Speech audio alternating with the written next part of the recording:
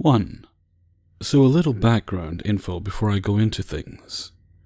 I am currently a 20-year-old gay male living in Iowa. I am a bigger set guy, but I have always struggled with depression and social phobia. This meant I didn't make friends very easily, and when I did make a friend, I was admittedly pretty clingy about them. By the time I got to college, this had mostly cleared up, but I still had some issues with it. Hopefully this will help explain some of my actions in this story. My first year of college, I decided to go the opposite end of the state from where I grew up. I wanted to feel independent, and I thought the distance would help force me to break out of my shell some. I was very wrong. I immediately became even more depressed than I already was, and it only took about 2 weeks of living there to start having suicidal thoughts. It didn't help any that the guy who I'd been talking to and becoming friends with throughout the summer, and was supposed to be living within the dorms, ended up not going to college, leaving me all alone in my dorm room. That is when I met Josh. Josh was another freshman on my floor, and after a brief conversation, I discovered he was bisexual. I immediately became attached to him, as I had no other friends at the time, and I felt like we had a lot in common. Before you ask, no, we never had sex. He wasn't really my type, and I didn't want to ruin a friendship with sex.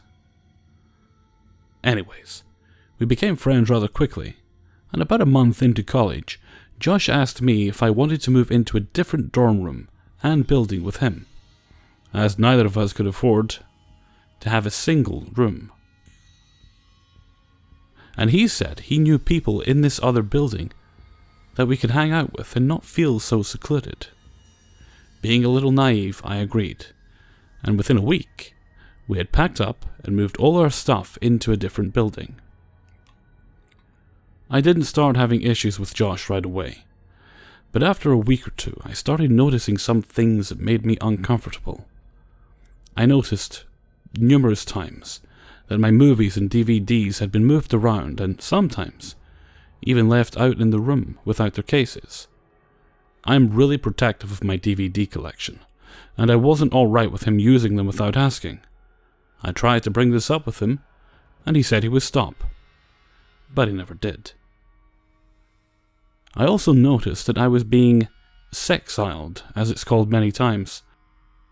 Usually about once a week I would be forced to leave my room for hours on end. Normally I wouldn't really have cared, as I have no problem sitting in the dorm lounge until he got done. But he always chose to do it fairly late at night, sometimes even after I went to bed. I am not a night person, and most of my classes were earlier in the morning, so I really got upset about this, and I did bring it up to him again. He said he would stop, but he never did. There were a couple of other things that I didn't really think much of at the time, that now I am not so sure how innocent they were. For instance, I had to buy underwear about 3 times in the first few months that I was living with him. I didn't think much of it, as I knew that college laundry rooms are notorious for having things stolen. But looking back, I'm not sure they even got that far. Also, I remember him having a real obsession with horror movies. At first, this was great, because I am a huge horror fan myself, but he preferred gore films, while I preferred the film to have a good story and atmosphere. He used to watch gory horror films like Saw and more all the time, and I vaguely remember waking up one night to see him touching himself while watching the remake of I Spit on Your Grave. At first I wrote it off as just him scratching his leg, but now I'm not so sure. Another issue that I had was that while he would kick me out of the room about once a week so he could have sex, I was never allowed. Every time I asked him, he just complained about having a lot of homework he needed to work on, and that he hated doing it anywhere but in his room.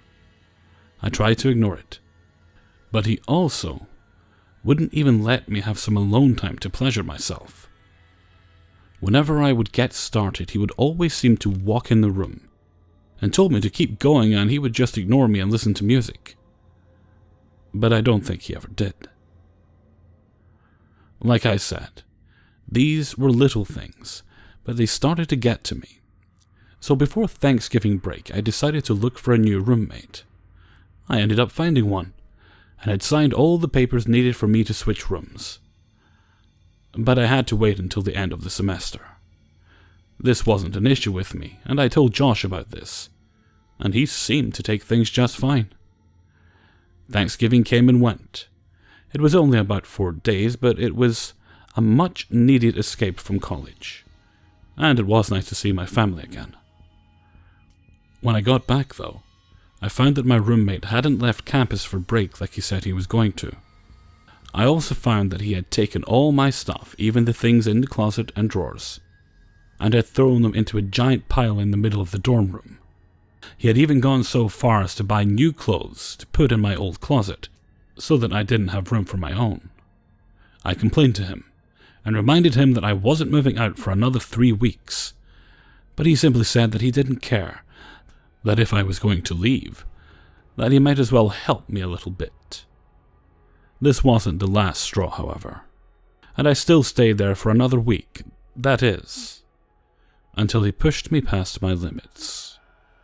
My last night in that room, I had asked him if I could have the room to myself for a few hours, as I wanted to Skype with my long-distance boyfriend, and would prefer if it was in private. He didn't seem upset about it, and grabbed some homework and his laptop, and left the room. 2 hours later, about 10 p.m., I finished my Skype conversation, and had texted him saying he could come back to the room anytime he wanted. I stayed up for 2 more hours browsing the internet, but he never came back to the room. I didn't think anything of it, and simply went to bed. At about 2 or 3 in the morning, I was suddenly awoken up by the sound of death metal music blaring so loud in my room that my RA halfway down the hall was woken up by it, followed shortly by a really loud bang, as someone slammed my door shut. I got up and shut off the music, finding a CD of Josh's in his CD player, and at first didn't think much of it, until I saw he had left a note as well. "Next time, don't treat your roommates like shit, or else you won't wake up at all." That was the last I could take. I had done nothing to him that would be considered treating him like shit, and I was terrified about the threat he had given me. I called campus security, and they came out and took my statement, but since Josh wasn't there and hadn't done anything illegal, they couldn't do anything.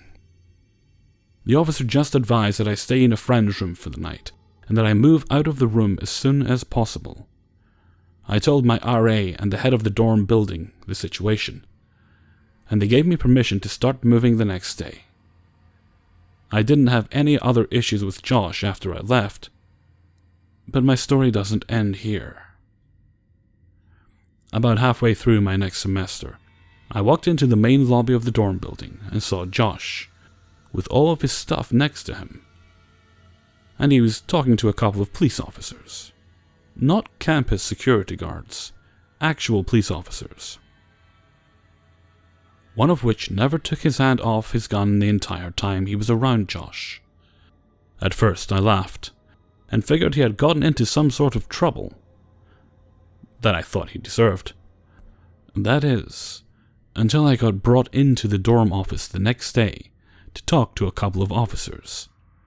They asked me a couple of questions about Josh, like, why did I stop living with him as my roommate? If I knew anything about him having used any kind of illegal substances, and if I ever knew him to be a violent individual.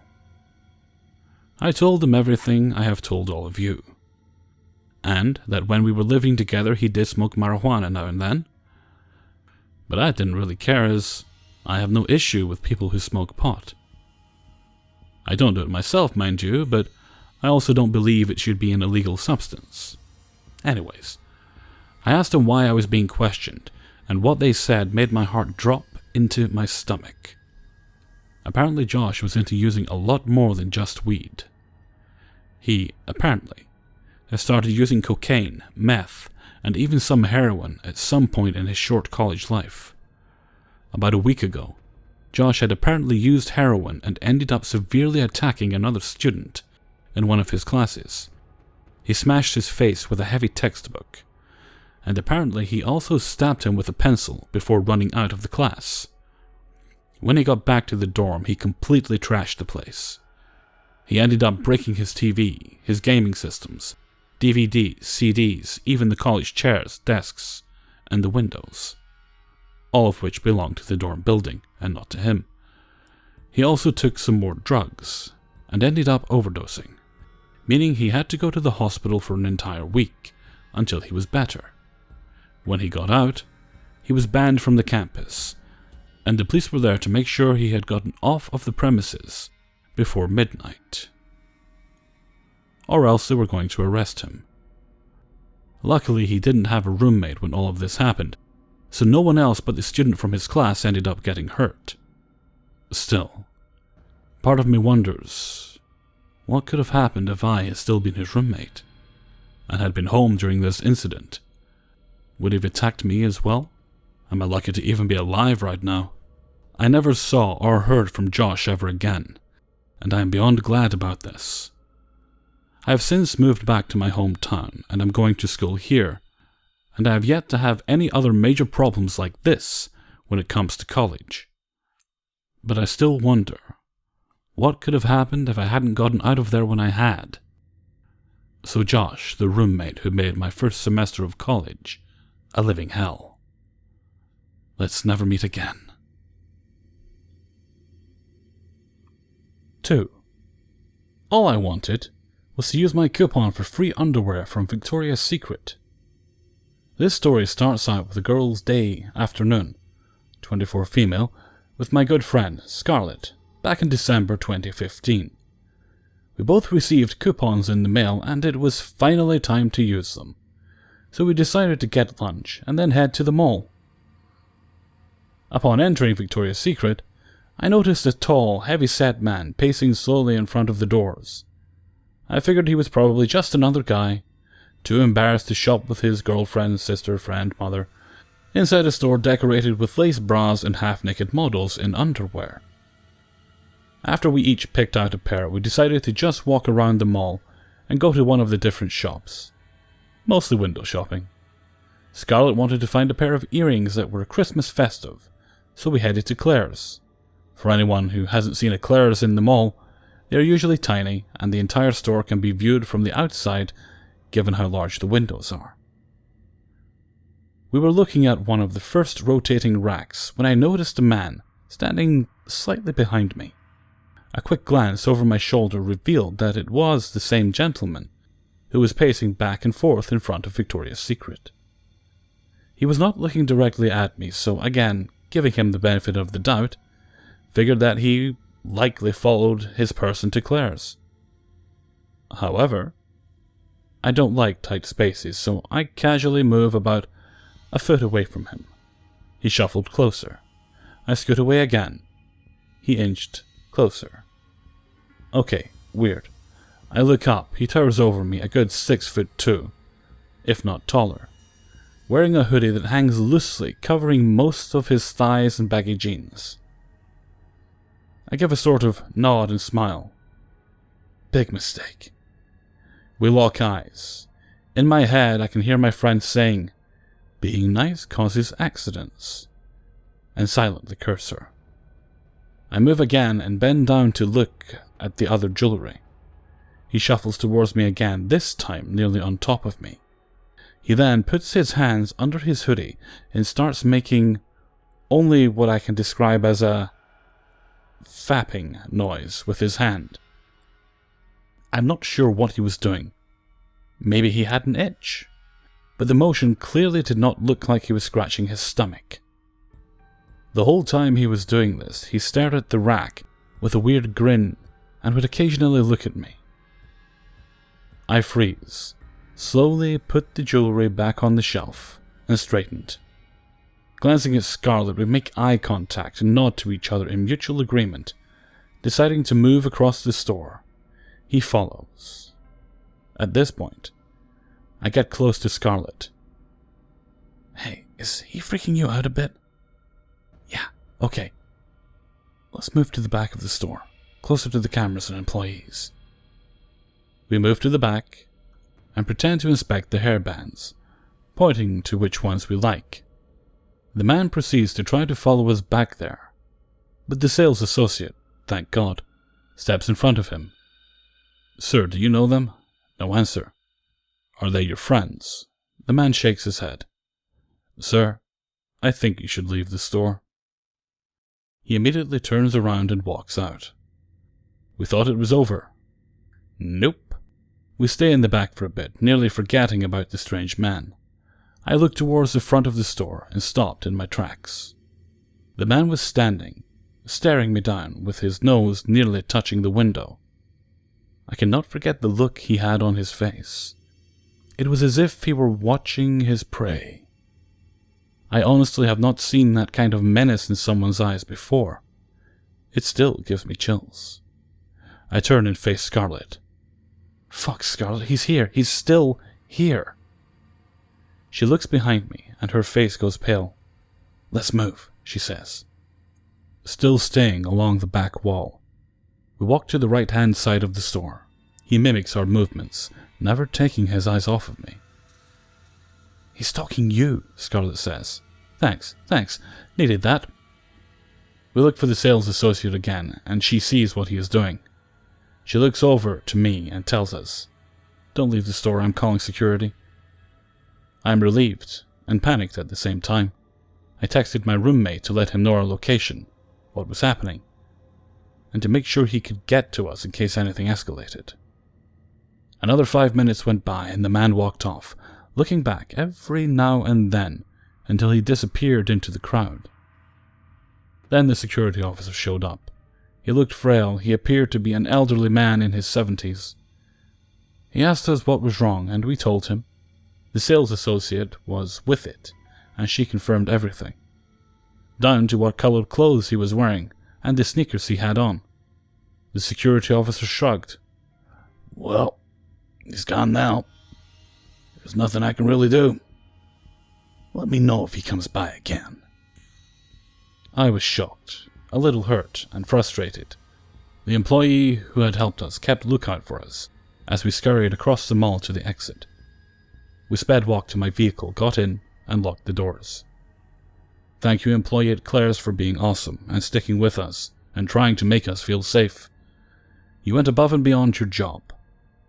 When I recounted this story to my boyfriend later that night, we ended up calling the security officer at the mall to complain. We were told that it couldn't be helped. The head of the department tried to tell me that the man was mentally challenged, and that at the time of our incident, he was unescorted by his family. After a couple of months of thinking about this, I'm not entirely sure of the case.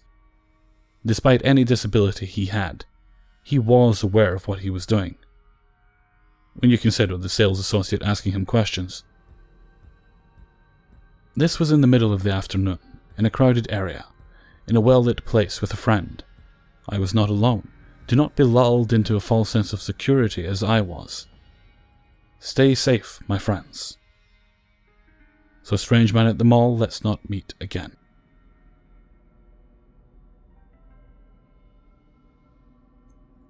Three. This happened back when our family moved to our new house in 2001. I was 8 years old and my sister was 10. Since we had just moved, my mom really wanted some new furniture to make our new home look nice.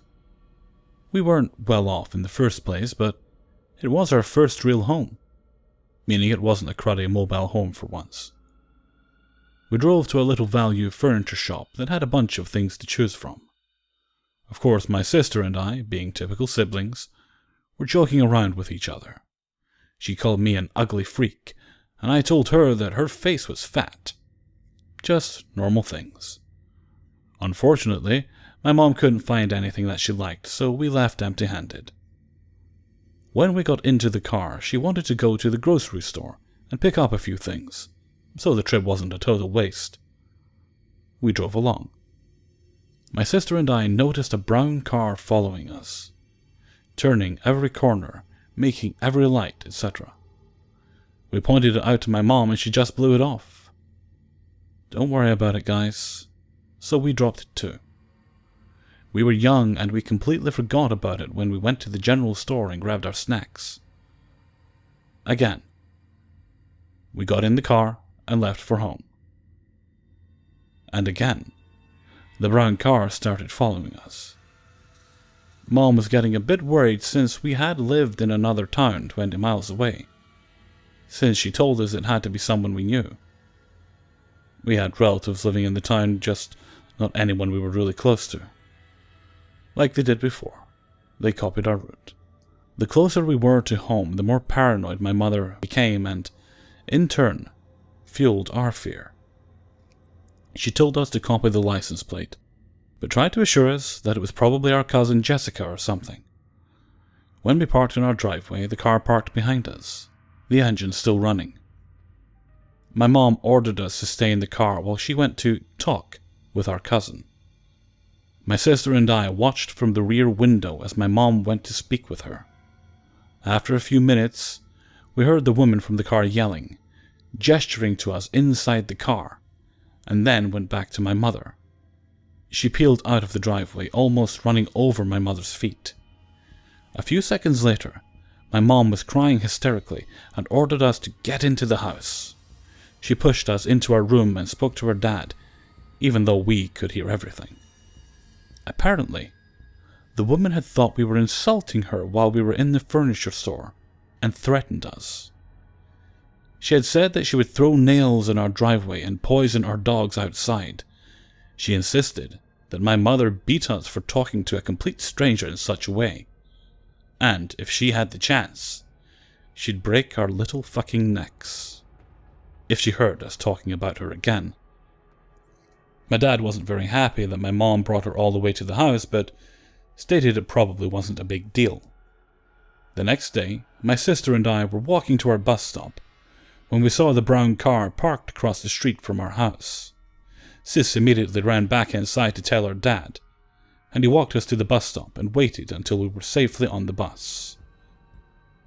My mom wanted to do something about it, but my dad was against it. He assumed that the police wouldn't do anything since they were just threats. So the creepy, stalkerish behavior continued, without interference. She began showing up every morning, watching us as we waited for the bus. But she was coming onto our property to make her presence known. My mom found a bottle of antifreeze near the dog's fenced-in area. It hadn't been opened, but we were told to bring in their bowls every night just in case. Food wrappers and half-empty cups of soda were thrown on our lawn. The air valve caps and lug nuts on our tires went missing. One of our outside cats died, but we couldn't pinpoint what happened. Then my older brother did something really stupid. My dad was tired of walking us to the bus stop, so he asked my older brother to do it. Spotting the car in its typical spot, he decided the smart thing to do was to throw up his middle finger at her. This fucked her up. She ran out of her car, cursing and yelling at us. She said we were crazy and needed to fucking learn our place as children. She was screaming and threatening to beat us and spitting at us. I was bawling my eyes out and my brother had to pick me up because I just couldn't move. We stayed home that day and my mom finally called the police. We gave them her license plate number and they said they would visit her in a day or two. My mom didn't tell me much, but when they confronted her about it, she went on a total rant about how kids are just dirty bastards and she'd kill every last one she could. They didn't arrest her, but a few days later the police called my mom to inform us that the lady was admitted to a psych ward. There were no more details unless my mom didn't want to share them, but we never heard from her again. Edit. Okay. To the people wondering why my mom drove all the way back to our house instead of the police station. My mom is kind of an airhead. She wasn't 100% sure who it was, even though she suspected it was my cousin. She just didn't consider that it could be someone with ill intentions, I guess. I'm not on good terms with her now since she's become a recluse, so I'm just wildly guessing based on her past experiences. My dad did let her know it was a really stupid idea later on, but that was the end of it. Luckily, nothing like that happened again. Hey everyone, Hellfreezer here, and thank you very much for listening to episode 62. Well, alas, that's me at the end of my break from work. Back tomorrow. I'm recording this on Saturday, so I'm back in Sunday. Well, you guys will hear this on Monday. Assuming I don't just walk out because they are being especially asshole-ish lately. Okay. Let me think, what's planned for the rest of the week? Nothing fancy, I think. I haven't settled on something for Tuesday yet, but Wednesday will be True Scary Stories. I'm hoping to get a paranormal up on Friday. And Thursday I haven't chosen yet, but again, something will be up. And I will try, not promising it because it depends on what I can find, I will try to get another TIFU up for next Saturday. Because those seem to be going down quite well. Okay, I'm going to jet now, so until next time, thank you very much for listening, and take very good care of yourselves.